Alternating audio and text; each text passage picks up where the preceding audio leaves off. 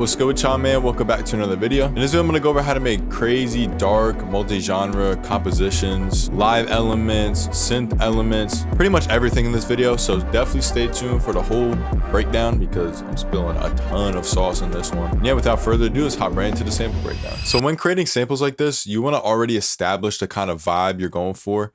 And the way I did this was just adding vinyl noise in, and this is to already establish that like kind of vintage, dark, eerie kind of vibe at the beginning for like the intro. That's exactly what I did for this one. So I went into Pecussion Lynette multi-kit, and this sample is pretty much all made by that kit besides a few elements. And big shout out for him for sending that out. I'll link it down in the description if you like what you're hearing. But yeah, so I started with this like tape noise at the beginning. And then it transitions into this vinyl noise.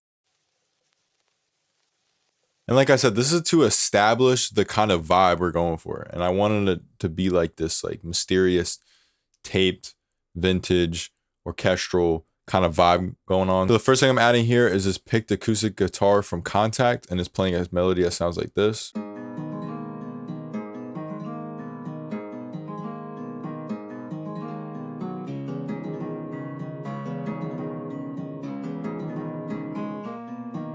And if you want to make melodies that sound like this, just start with a chord here, duplicate it over to the next section, and then pitch it down by 7.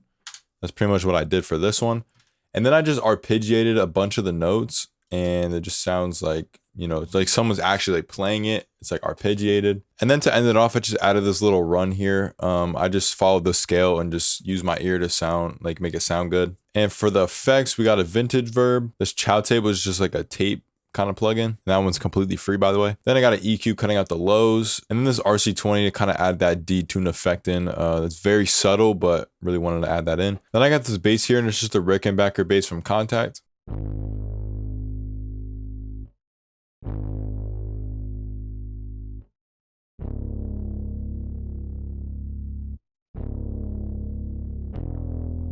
This is just following the bass notes. And for the effects, we got Decapitator and the drives on 5. And then this weird EQ just to kind of tame some of these frequencies I didn't like.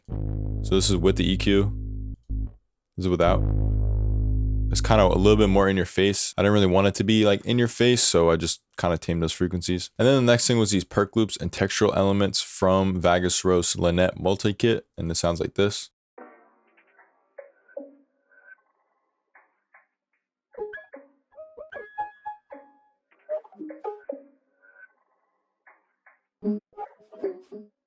I just chopped up a bunch of these textures here, and in terms of the effects, there's not really anything going on, just kind of pan differently. And the perk loop also has no effects on it. And then the transition into the more like orchestral piano and like string section, I just dropped out the melody here and then added in this tape noise back in just to kind of like cut it off for half a second, kind of add that silence and like eeriness back into it with the tape hiss, and then just to bring it back. And this is what it sounds like.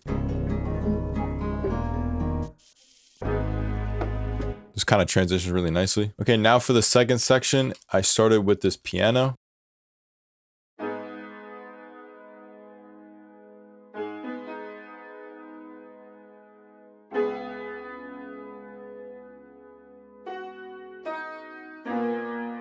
And it's just following the same chords I had in with the guitar.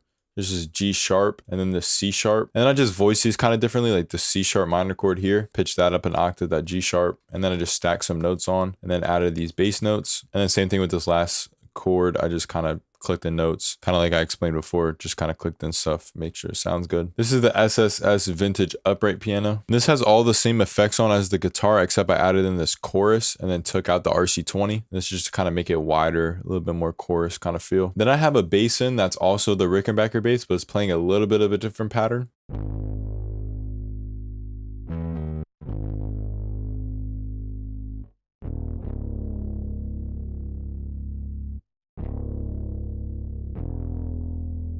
I just added in these passing notes here and here, and I made sure to utilize these half steps just to keep that darker kind of feel. And it has the same effects on as the original bass. Then I added in this drum loop from Lynette, and it sounds like this.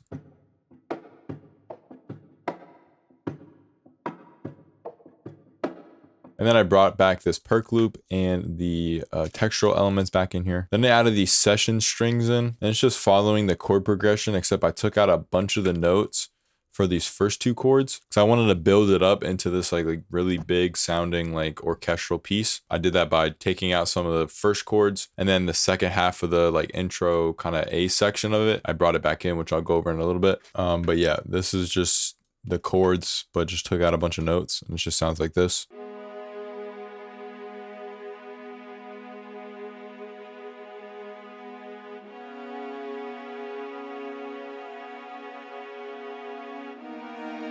Then I added in this violin, and this is the Joshua Bell violin, and this is just to help transition into the next section.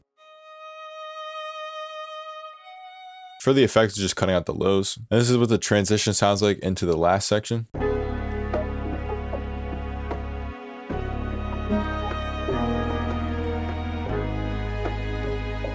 And then this last section is just pretty much all it is adding this violin phrase in. It sounds like this.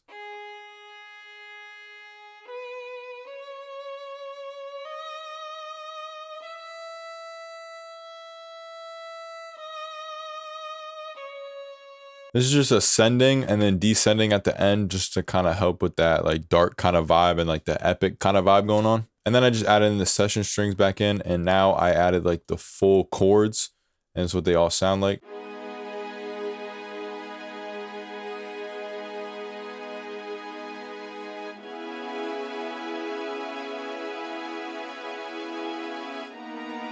Then to help the transition to the crazy like synthy section, pretty much what I did was I chopped up this drum loop to make like a little like drum fill, and it sounds like this. Chopped it up and added some distortion on the drums. Then I added this riser effect from a Johnny Wood kit, and it sounds like this. And then I brought that vinyl noise back in, and then I added one element from the B section over, which I'll go over in a little bit. And it sounds like this to transition.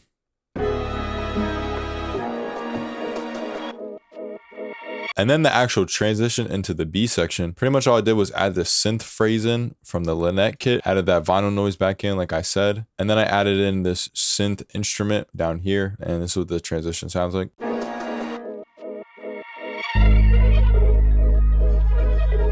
Okay, now on to the crazy synth B section. So the first thing I actually started with was this synth phrase from Lynette, and it sounds like this.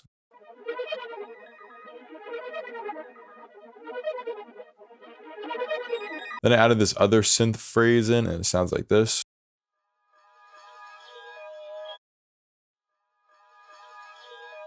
Pretty much all I did was reverse it and then pitch it to the right key. Then I just added an EQ. Then I added some more vinyl noise in, and it sounds like this. You probably can barely hear it, to be honest. Then I added this new perk loop in here, and it sounds like this. And then in terms of MIDI, I added in this synth stab in, and it sounds like this. This is to establish the bounce, and this is coming from Lynette. There's no effects on this at all. Then I added these two basses in, and they sound like this together.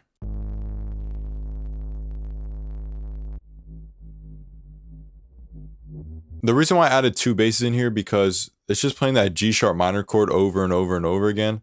And I didn't want the bass just to play that G sharp the whole time. And I thought it would be nice to kind of switch it up and not make it sound all the same with just one bass. So that's why I added two. And I think it fits really well. Then the last thing was this bell kind of playing like on where the snare would hit. And it sounds like this.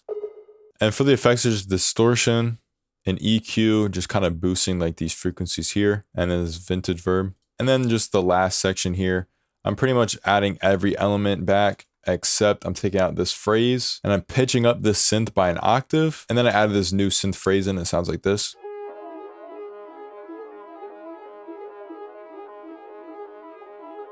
For the effects, we have a pan man, just panning it left and right, a halftime, a sound shifter pitching it up by 12, and this EQ just kind of like tame those frequencies that I like. Before the effects is what it sounds like.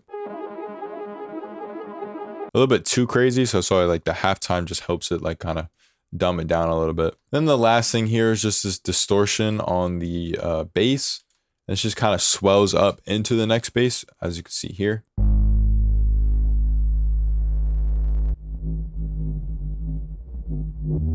Very subtle, but adds a nice switch up. And how I achieved this was just using a fast distortion and then making an automation that looks like this. And these are the settings on the fast distortion if you're interested. And that's pretty much it for the sample. And in terms of the master effects, there's a lot going on here. First, we got an EQ. Then I put on this Ozone 11 just to kind of, I don't know, make it sound better. and it pretty much did that pretty well. Then I added this soothe just to dampen those frequencies I didn't like. And then I just added this limiter on, and I honestly don't even know what it's doing. I think it's just turning it down by a little bit. Then I added the soothe on the less mud on the master preset, and this is just to make it less muddy. And then finally, trusty old fruity soft clipper. This is a must-have. I don't think I've ever made a song or beat without the soft clipper, to be honest. I don't know if that's bad or what, but it's the truth. And yeah, after all that, this is what the final sample sounds like.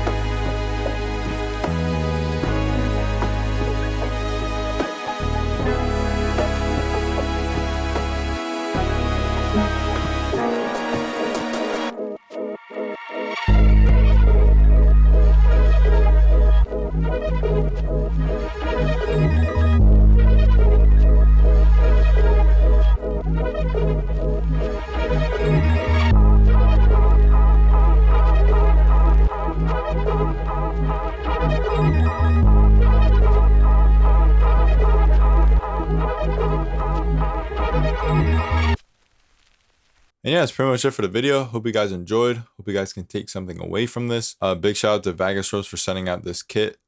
This kit is crazy. Hope you guys can see that in this video. And if you want to make crazy textures that he has in this kit, go check out this video right here, and I'll see you on the next one.